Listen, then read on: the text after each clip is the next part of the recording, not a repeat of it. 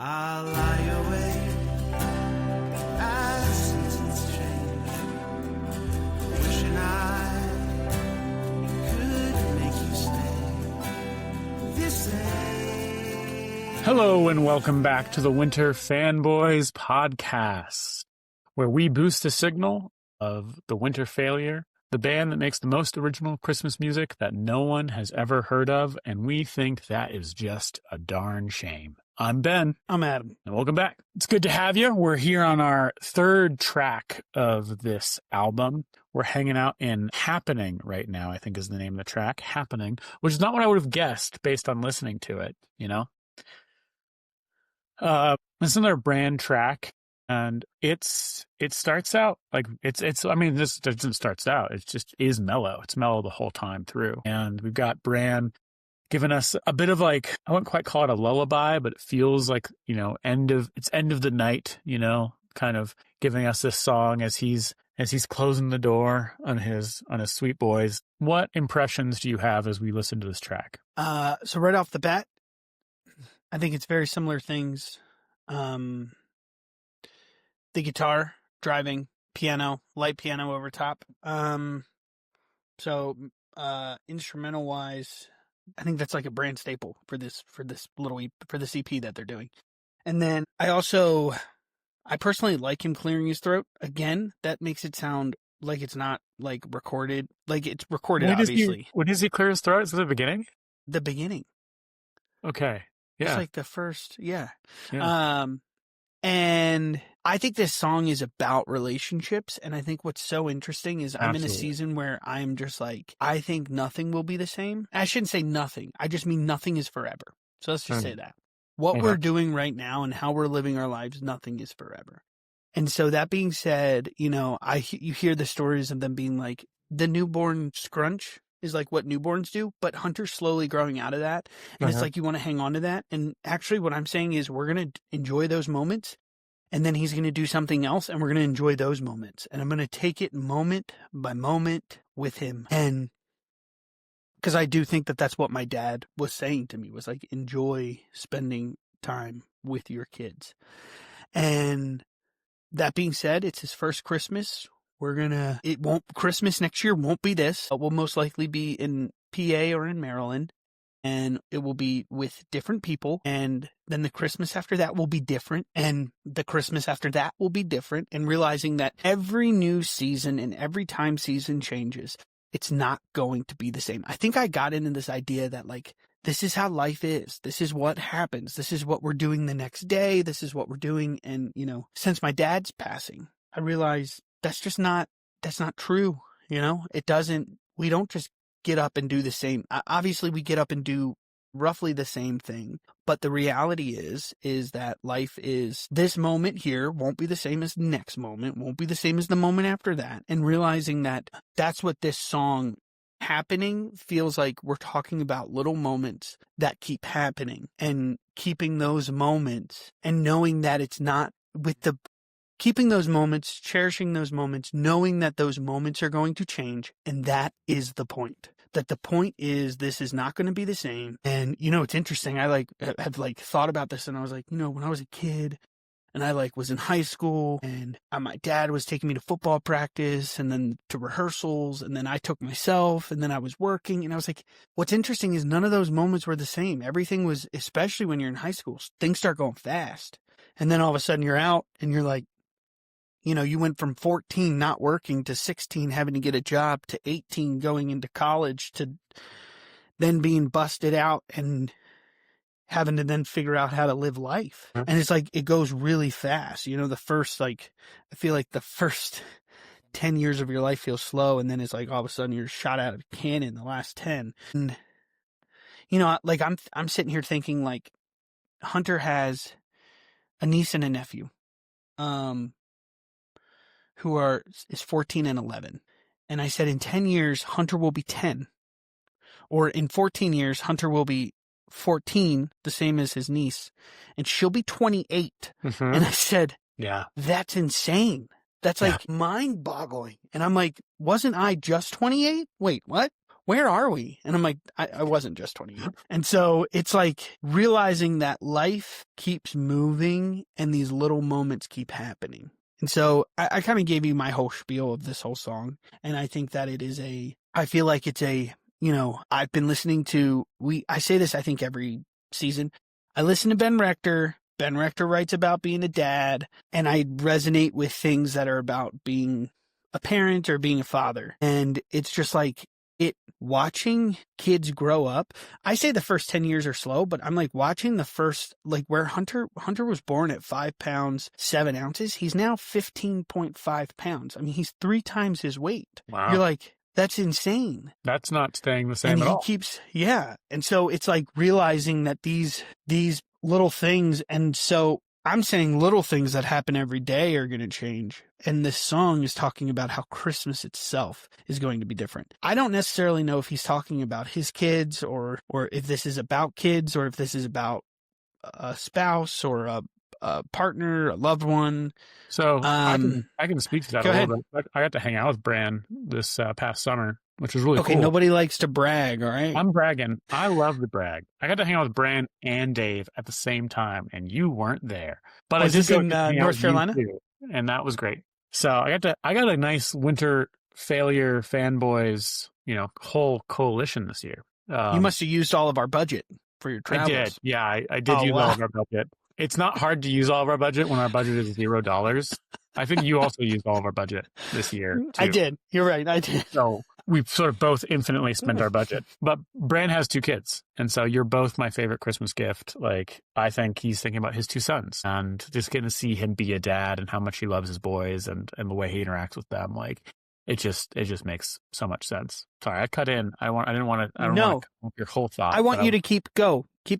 I'll keep going. Yeah. I think that what I'm hearing from you and what I see with my like nieces and nephews and my brothers as they have become parents is like one of the great markers of time, I think, is children. And one of the things we experience as adults before we have kids is like once you get to a certain point and then like, yeah, life is going and like things are changing, but you don't change as dramatically, like I can look at a picture from me a year ago and it doesn't necessarily look like I've changed a ton. I've changed some, but like you're just talking about like Hunter's not even been here a whole year and he's tripled in size.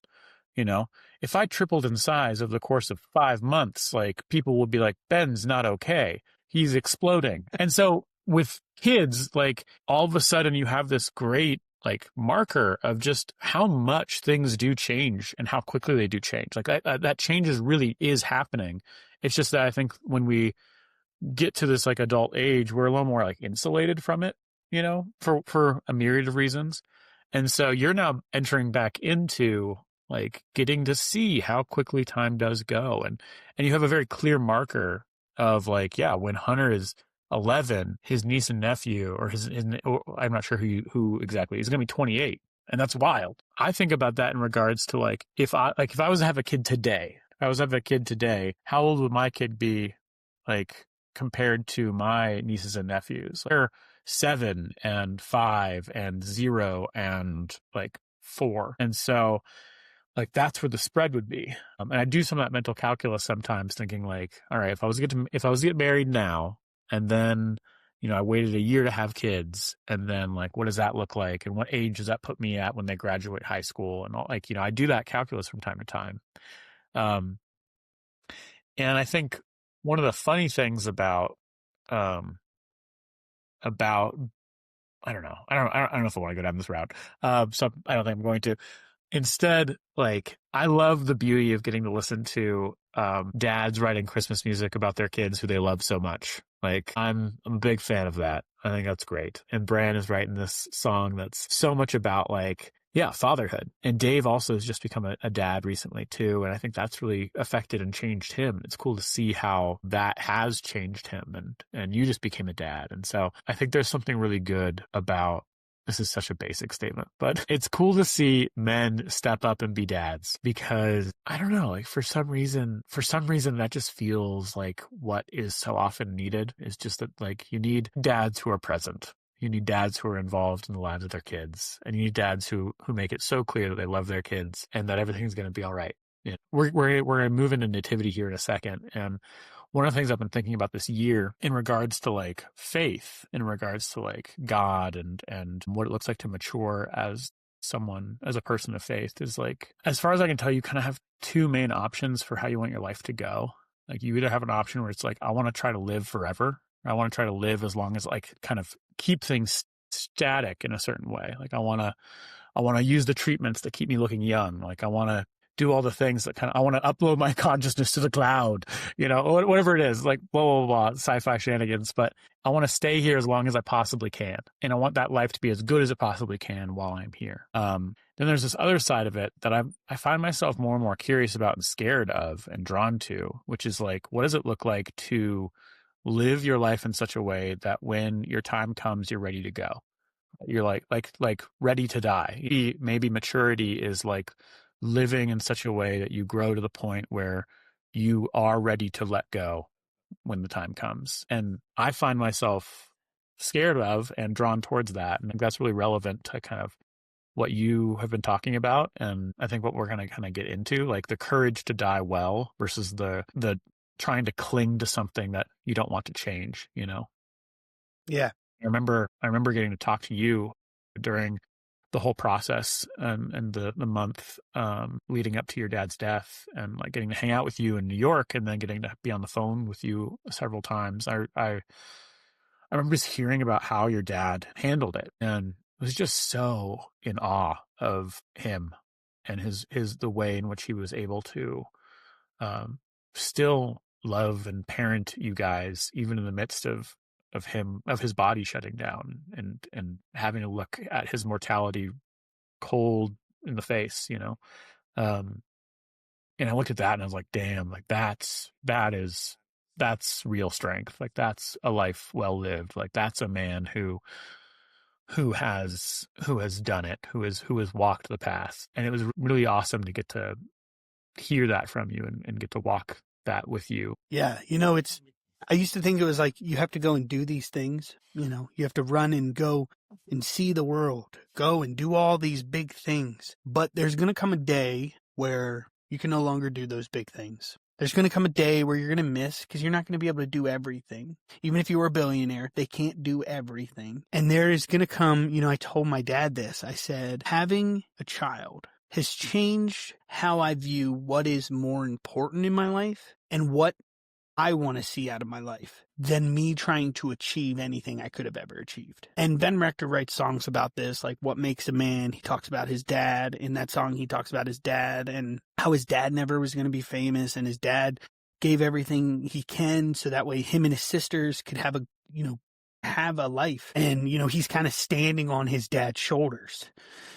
And it wasn't until we got pregnant that I was like, this little person is going to look at me for everything. And I have to find a way to be that for this little person, right? They need to eat. And obviously now they need you more than ever now. Yeah. And my dad was able to do that even when he's facing something that is, to me, it's like, that's terrifying. And he said it. He was like, he's always said this. He's like, it all happens. We all have to face it. We don't get to not face it. And, there is definitely talk of like, wish it wasn't so quick or so soon, I should say. Wish it wasn't happening so soon. But, in my grief share, they said, we don't get to choose when we're born, and we really don't get to choose when we die. And sitting with that and realizing that like, you could live one of the healthiest lives ever. In fact, going and staying with my dad while, he had treatment, a nurse came in and she said, it's always the healthiest patients. It's always the healthiest that have this, that are going through this process. It's never that like people are like, oh, they look sick, or no, there's nothing. And it doesn't matter. It like does not matter. I've had to wrestle with this idea that life can't be about running and doing things. Life can't be about achieving certain scholar vocational things. It can't be about that, because that stuff just fades. It just goes away. And I think you're right. We're getting to nativity, where I think where we kind of see what life is about.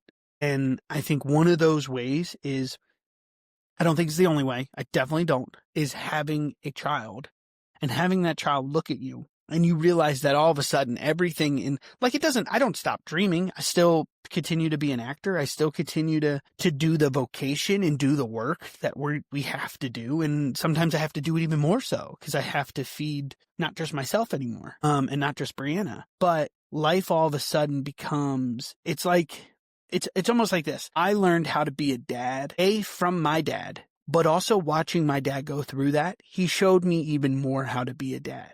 He said he doesn't have to tell me how to be a dad. He showed me how to be a dad. He's like, this is what it is to be a dad. And that, we kind of derailed a little bit. We're like talking about being a dad, and that's not what this song is about. But I think that this song is about. You think so? I think so. Yeah. Like, you two are my favorite Christmas gift. Like, I think a song is absolutely about being a dad. I think it's about being a dad at Christmas time. I think it's about being a dad who's reflecting on the fact that Christmas will look different, but that having his two sons has crystallized for him what it looks like to, like, what's important for him. Yeah. And I think that's absolutely what the song is about. I hear you. I'd have to listen to the song differently now, a little bit differently. And that's, I